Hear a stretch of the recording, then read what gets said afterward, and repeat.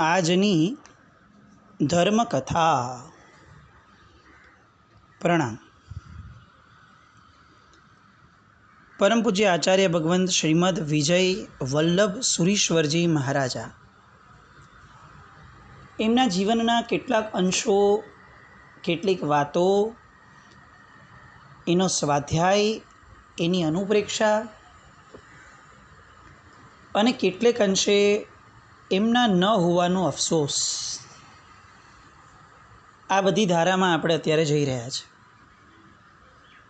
એમણે પંજાબ માટે જે કર્યું, એમણે ગુજરાત માટે જે કર્યું, એમણે મુંબઈ માટે જે કર્યું, એ બધી વાતોને સાંભળીએ અને એવું લાગે કે આ ક્ષેત્રો અત્યારે ભલે બહુ ફૂલ્યા ફાલ્યા છે, પણ એટલું ચોક્કસ છે કે આ ક્ષેત્રોમાં પૂજ્યશ્રીએ જે મધ્યમ વર્ગની ચિંતા કરી હતી, જે સમાજની ચિંતા કરી હતી, એ બધું તો આજે પણ એટલું જ નબળું છે.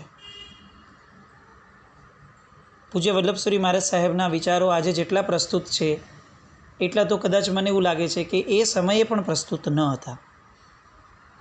એટલી જબરદસ્ત જરૂરિયાત અત્યારે આપણને એમના વિઝનની લાગે.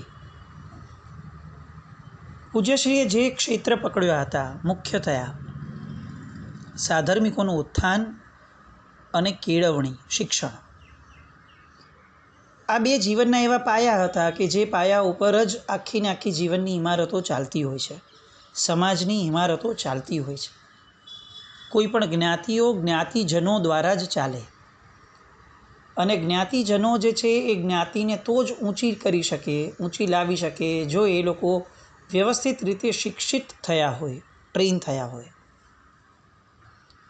આજનું શિક્ષણ એ જેમ વલ્લભસુરી મહારાજ સાહેબ કહીને ગયા અને આપણે બધા અનુભવીએ છીએ એ રીતે કે આજના શિક્ષણની અંદર આપણે એવી કોઈ સમર્થતા જોતા નથી અથવા આપણે એવો કોઈ સ્કોપ પણ જોતા નથી કે આ શિક્ષણ આપણી અંદર મૂલ્યો જગાવશે, આપણને કંઈક સામાજિક કાર્ય કરવા પ્રેરિત કરશે અથવા આપણને રાષ્ટ્ર માટે પણ જ્વલંતતા ઊભી કરાવશે. આવી કોઈ શક્યતા આજના સિલેબસવાળા શિક્ષણમાં તો નથી જ. એટલે પૂજ્યશ્રીએ બે વિકલ્પો આપ્યા હતા એમના વિઝન દ્વારા. શિક્ષણ આપો, કારણ કે આ શિક્ષણ ડિગ્રીવાળું શિક્ષણ એ પણ બહુ આત્યંતિક જરૂરિયાત છે વ્યવહારની અપેક્ષાએ, પણ સાથે એમને ધાર્મિકતા આપો. ધાર્મિકતા એટલે ફક્ત સૂત્રો આપો અને ક્રિયાઓ શીખવાડો એવું નહીં, એને મૂલ્યો આપો. એમને એવું સરાઉન્ડિંગ આપો કે જે સરાઉન્ડિંગ દ્વારા એમની અંદર, પોતાની અંદર જ એક એવી વૃત્તિ ઊભી થાય કે એ મોટો થયા પછી પણ એ સમાજને સાપેક્ષ રહે, એ મોટો થયા પછી પણ પોતાના ધર્મને સાપેક્ષ રહે, એ મોટો થયા પછી પણ પોતાના ઈશ્વરને સાપેક્ષ રહે. આ બધા મૂલ્યો જે છે એ એના જીવનને અને એની આજુબાજુવાળાના જીવનને એ સુસંસ્કૃત રાખશે. આ આખું જે વિઝન વલ્લભસુરી મહારાજનું, એ વિઝનની આજે અનહદ ખોટ વર્તાય છે.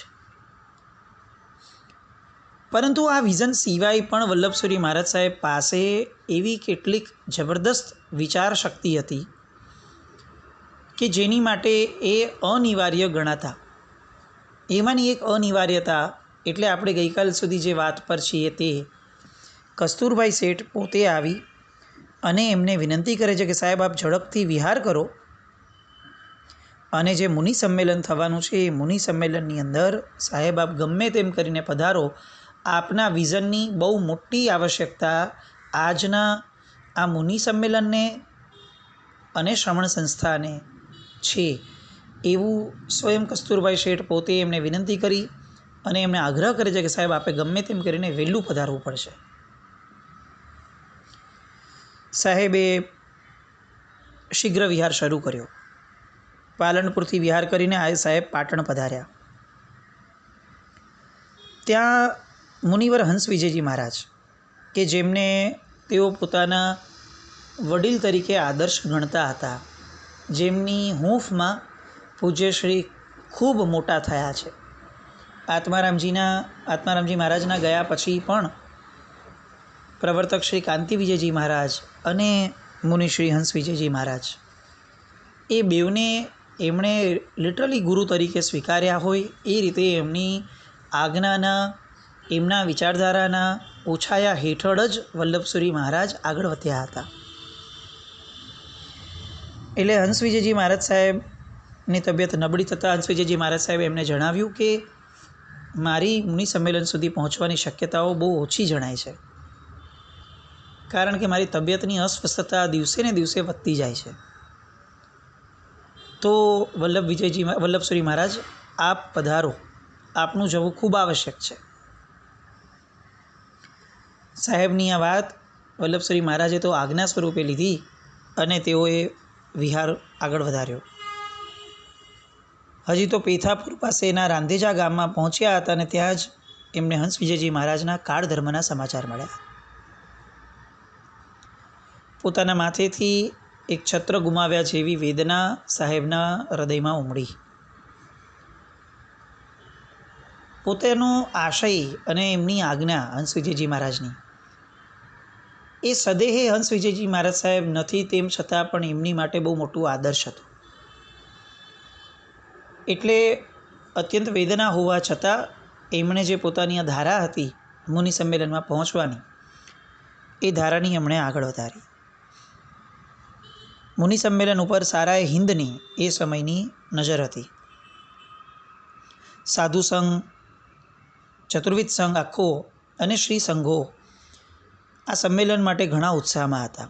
વાતાવરણમાં જાણે એક આખી નવી ચમક આવી ગયેલી, કારણ કે એકતા કોને ન ગમે. અને એમાંય જ્યારે ચતુર્વિધ સંઘ કોઈક એક છત્ર જેવું ઈચ્છી રહ્યો હોય, એવા સમયે આવી કોઈક પહેલ થાય તો એક આશા જન્મે ને જન્મે જ. શાસનના, સંઘના દરેક વ્યક્તિઓ ઈચ્છતા હતા કે હવે કંઈક એવું થાય કે જેના કારણે આ આંતરિક વિસંવાદો, વિખવાદો, કુસમ, આ બધું ક્યાંય કોઈક છેડે આવીને અટકે. વિચારધારાઓ અલગ રહે એનો કોઈ વાંધો નથી, પણ એ વિચારધારા અલગ હોવા માત્રથી વિખવાદ થાય એ કઈ રીતે ચાલે? અને આ મુનિ સંમેલન આ બાબતની અંદર કંઈક ને કંઈક તોડ લાવશે જ એવી દરેકને અપેક્ષા. પણ કઈ રીતે આ મુનિ સંમેલનમાં કામ કરવું એ એટલું બધું જૂના મહાત્માઓને ગળમાં નહોતું આવતું. અને એટલે પૂજ્ય વિદ્યા વિજયજી મહારાજ સાહેબે દહેગામમાં જે પણ આચાર્ય ભગવંતો અને મુનિવરો એ સમયે હતા, એમનું એક નાનું સંમેલન બોલાવવાનો પ્રયાસ કર્યો. આ વાત છે સંવત 1990ની. એમાં આ સંમેલન થયું નાનકડું એવું. એમાં નીતિ વિજયજી મહારાજ સાહેબની નિશા અને વિદ્યા વિજયજી મહારાજ સાહેબના વડીલપણા હેઠળ આ સંમેલન થયું. બહુ સેટિસ્ફેક્ટરી રહ્યું. કેટલીક વાતો નક્કી થઈ, કેટલીક કાર્યપદ્ધતિઓ નક્કી થઈ અને કેટલાક વ્યૂ પોઈન્ટ્સ એવા આવ્યા કે આપણે આ રીતે જ કામ કરવું જોઈએ, તો જ આપણે કંઈક ઉકેલ તરફની દિશામાં જશું. દહેગામનું એ સંમેલન પૂરું થયું. ત્યાંથી વિહાર કરી ફાગણ વદ ત્રીજના દિવસે રાજનગરમાં પ્રવેશ કર્યો અને ઉજમબાઈની ધર્મશાળામાં ઉતર્યા. ફાગણ વદ ત્રીજના દિવસે જ આ મુનિ સંમેલન મળ્યું. છેલ્લા કેટલાય વર્ષોના ઇતિહાસની અંદર આ જે સંમેલન હતું એ રિયલ સેન્સમાં ઐતિહાસિક કહી શકાય એવું સંમેલન હતું. એ સમયના જેટલા પણ મોટા મહાત્માઓ છે એ બધાની જ નિશ્રા આ સંમેલનને પ્રાપ્ત થઈ.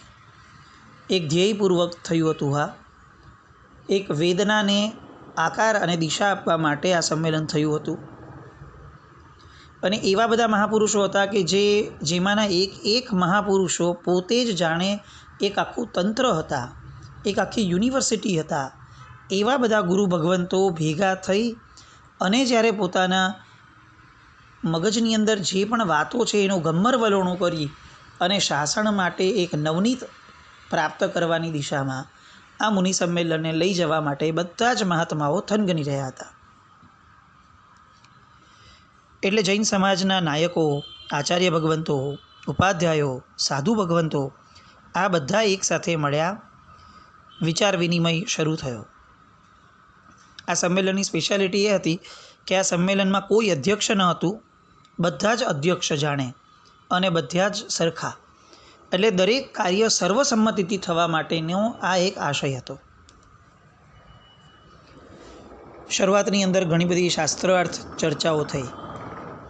ચર્ચાઓમાં કેટલીક વાર ક્યાંક મતભેદો આવતા, કેટલાક એકબીજા પ્રત્યેના ભેદો પણ રજૂ થયા અને એના કારણે ક્યાંક કેટલાક આક્ષેપો વગેરે પણ એકબીજા ઉપર થયા, ક્યાંક કેટલાક બચાવો થયા, ક્યાંક કેટલી ચોખવટો થઈ.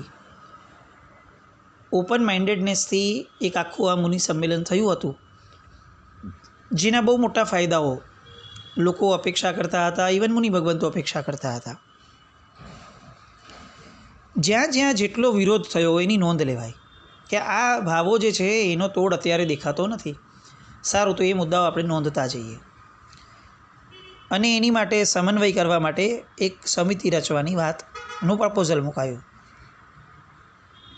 બધા તૈયાર થયા.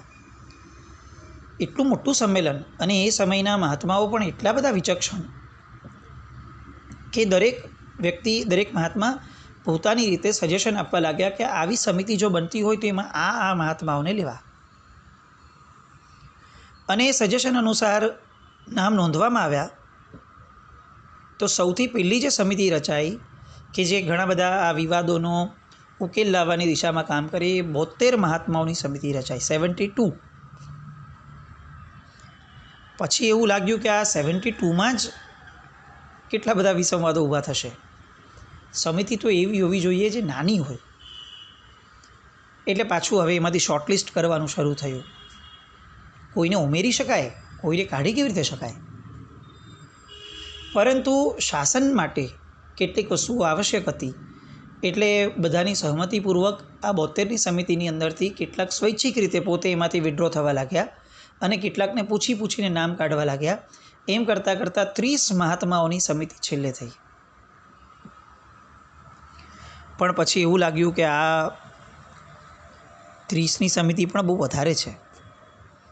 30માં પણ વિવાદો તો થશે જ. એટલે પછી છેવટે એવું નક્કી થયું, બધા જ નાના મહાત્માઓએ કીધું કે આમાં અમારી કોઈ પણ પ્રકારની વિચારણા, અમારી બુદ્ધિનું લેવલ એ કેટલાક ઉત્તમ અને પવિત્ર પુરુષોની સામે વામણું અને પાંગળું છે. અને એટલે 9 મહાત્માઓના નામ બધાએ રિપ્રેઝેન્ટ કર્યા, જેમાં શાસન સમ્રાટ નેમિસુરેશ્વરજી મહારાજા, બાપજી મહારાજ આચાર્ય વિજય સિદ્ધિસુરેશ્વરજી મહારાજા, આચાર્ય શ્રી સાગરાનંદ સુરીજી મહારાજા, આચાર્ય વિજય શ્રી નીતિસુરેશ્વરજી મહારાજા, આચાર્ય વિજય શ્રી દાન સુરેશ્વરજી મહારાજા, આચાર્ય વિજય શ્રી વલ્લભ સુરેશ્વરજી મહારાજા, આચાર્ય જયસુરીજી મહારાજા, આચાર્ય શ્રી વિજય ભૂપેન્દ્ર સુરીજી મહારાજા અને મુનિરાજ સાગરચંદ્રજી. આ રીતના 9 નામો છેવટે બધાએ સહમતિથી નિયુક્ત કર્યા અને આ 9ની સમિતિ નિર્ણય કરવા માટે નીમવામાં આવી. આ સંમેલનમાં અનેક પ્રકારના નિર્ણયો થયા. દરેકે પોતપોતાની વાતો રજૂ કરી. કેટલાકને નવા એંગલ પણ મળ્યા કે અચ્છા, આપણે આ કરતા હતા પણ આ સામાની વાત સાચી છે મહાત્માની, આના દ્વારા તો આ નુકસાન થઈ શકે એવી શક્યતા છે ભવિષ્યમાં. તો આ વિઝનોની આપ-લે થઈ. બહુ ખુલ્લા દિલે થવાના કારણે દરેક વસ્તુ સ્વીકાર્ય પણ બનતી જતી હતી કે જે ભવિષ્ય માટે ભયસ્થાન હોય એ વસ્તુને સાઈડ પર મૂકવાની તૈયારી પણ મહાત્માઓ બતાવવા લાગ્યા. જેમ જેમ સંમેલન આગળ વધતું ગયું તેમ એવું લાગવા લાગ્યું કે બહુ સરસ દિશામાં જઈ રહ્યું છે, એક નિવેડો આવશે અને આખો જૈન સંઘ લલાયત થઈ જશે કે હવે આપણું કામ થયું. કારણ કે જ્યાં સંપ છે, જ્યાં એકતા છે, ત્યાં જ વિકાસ છે ખરા અર્થમાં. આ સંમેલનમાં અનેક પ્રકારના નિર્ણયો થયા, પણ આ એક આપણા લોકોની કમનસીબી એવું સમજીને ચાલીએ કે આ કાળ બહુ વિચિત્ર, અને એના કારણે મેજોરિટી જેટલા પણ નિર્ણયો થયા એમાંના લગભગ નિર્ણયોનો અમલ થઈ શક્યો નહીં. ઓન પેપર બહુ સુપર્બ નિર્ણયો થયા, એના એક્ઝિક્યુશનની અંદર પાછળથી એ નિર્ણયો અમલમાં આવી શક્યા નહીં. આજે કેટલાક નિર્ણયો, કેટલીક વાતો એ સંમેલનની વાંચીએ તો એવું લાગે કે ખરેખર જો એ સંમેલનના નિર્ણયોને, સજેશન્સ નહીં, એના નિર્ણયોને પણ જો એક્ઝિક્યુટ આ કાળ અલાઉ કર્યું હોત એણે સમયે, તો આજના જીન શાસનની સ્થિતિ બહુ જ અલગ હોત. આજે આપણે કદાચ જે કેટલાક અન્ય સંપ્રદાયો પ્રત્યે આપણે થોડા એવા ભાવવાળા છીએ કે યાર આ લોકો તો ગજબ વિકાસ કરી ગયા, એ ભાવ આપણા માટે લોકોનો હોત એ નિશ્ચિત છે. પરંતુ કાળની બળીહારી અને એ નિર્ણયો એક્ઝિક્યુટ નહીં થઈ શક્યા. આમાં વલ્લભસુરી મહારાજ સાહેબની પણ અથાગ મહેનત, પરંતુ સમય આગળ ઘણા બધા મહાપુરુષો લાચાર થયા. સંમેલન પૂરું થયું. કોઈ પણ પ્રકારના વિશેષ મોટા જેને કહી શકાય એવી અપેક્ષાના પૂર્તિના કોઈ પણ રિઝલ્ટન્ટ ઇફેક્ટ વગર સંમેલન પૂર્ણ થયું. સંમેલન પ્રસંગે વિજય દાનસુરીશ્વરજી મહારાજ સાહેબે સૂચન કર્યું હતું કે આત્મારામજી મહારાજના સંગાળાના સાધુ ભગવંતો પણ જો ભેગા થાય તો એ ઘણું કામ થઈ શકે. એટલે વર્ષો બાદ દાનસુરી મહારાજ અને વલ્લભસુરી મહારાજ સાહેબ બેઉ એકબીજાને મળ્યા. બધાના ગુરુ એક જ, વિદ્યાશાળા રાજનગરમાં. ત્યાં સંમેલન થયું નાના અંશે આત્મારામજી મહારાજના સમુદાયના મહાત્માઓનું, પરંતુ એમાં પણ મતભેદોની કેટલીક ગાંઠો ઉકેલી ન શકાય. અને એ લાખેણો અવસર પરમાત્માના શાસનની અંદર એ અવસર મિસ થયો. જૈન સંઘનું એકતાનું જે સ્વપ્ન હતું એ હજી પણ ભગ્ન અવસ્થામાં રહ્યું. કદાચ આ જ ભવિતવ્યતા હશે એવું આજે આપણે સ્વીકારીએ છીએ, ત્યારે પણ લોકોએ સ્વીકાર્યું. પણ એટલું ચોક્કસ છે કે આપણા સૌના મનમાં આજે પણ આ ભાવ તો ઊભો છે કે આવા મુનિ સંમેલનો થાય એ આનંદની ઘટના છે, પણ એના કરતાં વધુ આનંદની ઘટના એ થશે કે ક્યાંક ને ક્યાંક, ક્યારે ને ક્યારેક આપણે મુદ્દા આધારિત એકતા ઉપર તો છેવટે આવીએ. જ્યાં જે સિદ્ધાંતના મતભેદ છે એને ઊભા રખાતા હોય તો ચાલો, એનો વાંધો નથી, પણ એના સિવાય કે જ્યાં કોઈ મતભેદ નથી ત્યાં તો આપણે એક થઈએ.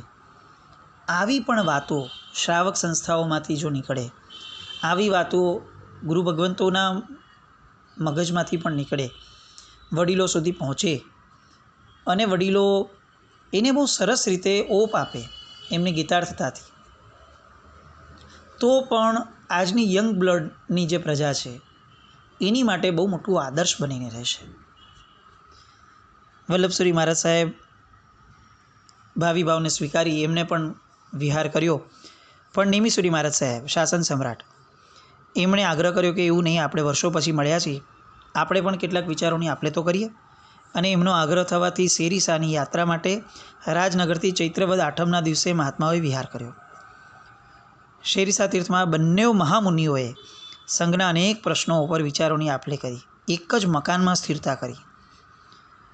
અને પછીથી આગળ વધવા માટે વલ્લભસુરી મહારાજ સાહેબે કીધું કે અમારે આગળના કાર્યક્રમોમાં જવું પડશે, પણ શ્રી સંઘનો આગ્રહ કે નહીં, તમે બંને ભેગા થયા છો તો પાછા ભેગા જ રહો સાહેબ, હજી સમય કાઢો. કારણ કે બે મહાપુરુષોનું મિલન એક ચોક્કસપણે સંઘ ઉપર બહુ મોટી એની માટે એક તક આવીને ઊભી રહેશે. શાસન સમ્રાટને પાનસર જવાનું હતું તો બંને મહાત્માઓ પાનસર ગયા સાથે, પણ પાનસરથી પછીથી બંને છૂટા પડ્યા.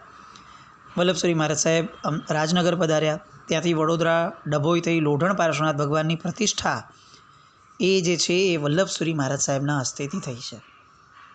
એ લોઢણ પાર્શ્વનાથ ભગવાન કે જેમના ચમત્કારોની યશોગાથા આમ દર્ભાવતી તીર્થની અંદર બચ્ચો ખૂણે ખૂણે જે એ યશોગાથા વર્તાય છે, એવા પ્રાચીનતમ એવા લોઢણ પાર્શ્વનાથ ભગવાન, એમની પ્રતિષ્ઠા પૂજ્યશ્રીના હાથેથી થઈ. ત્યાંથી ફરી પાછા રાજનગર પધાર્યા, આત્મારામજી મહારાજની જયંતિ ઉજવી અને એ ચોમાસું જે હતું 1990 સંવતનું એ રાજનગર ખાતે થયું. ત્યારબાદ ત્યાંથી બારેજા મહેમદાવાદ થઈ કપડવંશ પધાર્યા, ત્યાં 3 બહેનોની દીક્ષા થઈ. ત્યાંથી પાછા વડોદરા પધાર્યા, મૂલચંદજી મહારાજની જયંતિ ઉજવી અને ત્યાંથી સાહેબ મુંબઈ તરફ નીકળ્યા. મુંબઈની અંદર સાહેબનું મહાસુદ પાંચમના દિવસે સામૈયું થયું, બહુ અલૌકિક સામૈયું થયું. અને મહાસુદ દસમના દિવસે મહાવીર જૈન વિદ્યાલયની અંદર પ્રતિષ્ઠાનો ઉત્સવ યોજાયો. આ પ્રસંગે સાહેબે પ્રતિષ્ઠા મહોત્સવ અને કેળવણી આ વિષય ઉપર પ્રવચન રાખ્યું. આપણને એવું લાગે કે સાહેબની ક્યાં ક્યાં કેટલી નજર ઠરે છે, કયો એવો વિષય છે કે જેમાં સાહેબને કેળવણીના ક્ષેત્રને, એજ્યુકેશનના ક્ષેત્રને આવરવું નથી. ગજબનાક મલ્ટિપલ વિઝનવાળા સાહેબ લાગે. આ કેળવણીના વિષય માટે એમણે મહાવીર જૈન વિદ્યાલયને પણ કેટલીક સૂચનાઓ, ટકોર આપી. એ સમયના શ્રી સંઘ માટે પણ કેટલીક ટકોરો આપી. અને મહાવીર જૈન વિદ્યાલયના કેટલાક ઉદ્દેશો જે સાહેબના શ્રી મુખેથી નીકળ્યા, એ આજના મહાવીર જૈન વિદ્યાલયના તમામ લોકો કે જે એમને અનુભવી ચૂક્યા છે મહાવીર જૈન વિદ્યાલયને, એમની માટે તો આદર્શ છે જ, આપણા બધા માટે પણ એક આદર્શ છે. એ બધી જે વાતો સાહેબે કરી, એ વાતોને આવતીકાલે સ્પર્શીએ, ચોક્કસપણે હૃદયમાં ભાવ ભાવીએ. મુનિ સંમેલનની જે વાતો આપણે સાંભળી છે, એ બધા દ્વારા એક કોઈ બી હતાશાના ભાવમાં જવા કરતાં મુખ્યતયા એક ભાવમાં રમીએ કે સમય અનુકૂળ થાય, બધું અનુકૂળ થઈ જશે. બસ આપણે આ સમયને પ્રાર્થના કરીએ કે કંઈક એવું થાય કે છેવટે મુદ્દા આધારિત એકતા પણ થાય. સામાચારી તો ગૌતમ સ્વામી મહારાજ અને સુધર્મા સ્વામી મહારાજની પણ અલગ હશે, પણ એ સમયની પરિસ્થિતિમાં સામાચારી ભેદ કદાચ હશે, પણ વિરોધાભાસ, વિરોધ, આ શબ્દોને કોઈ સ્થાન ન હતું. બસ એવી કંઈક ઘટના આપણે ત્યાં પણ બને એવા શુભ મંગલ ભાવ આજે આપણે આંદોલનો એવા આ અવકાશમાં છોડીએ અને સતત એવી પ્રાર્થના કરતા રહીએ. જૈન આજ્ઞા વિરુદ્ધ કંઈ પણ બોલાયું હોય તો મિચ્છામિ દુક્કડમ જૈનમ જયતિ શાસનમ.